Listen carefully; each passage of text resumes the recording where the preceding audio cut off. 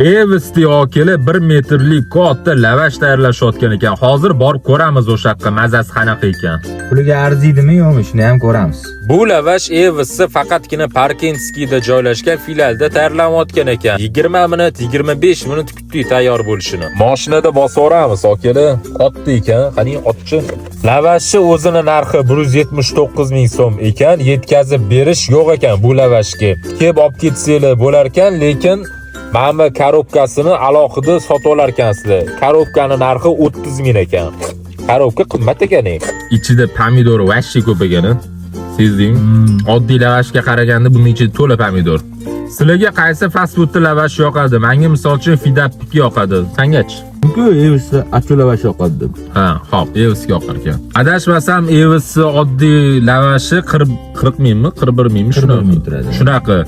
Bunaqa 1 metrli lavash olgandan ko'ra 4 ta o'sha oddiysini olib qo'ygan yaxshiroq. Bu endi bir marketingda endi 1 metrli qilishgan. Lekin yaxshi. Bo'pti akalar, joninglar sog' bo'lsin. Xudo hammamizning ishimizni rivojini beraversin. Sog' bo'linglar. Mana korobkani olib ketgan 30 ming turadi.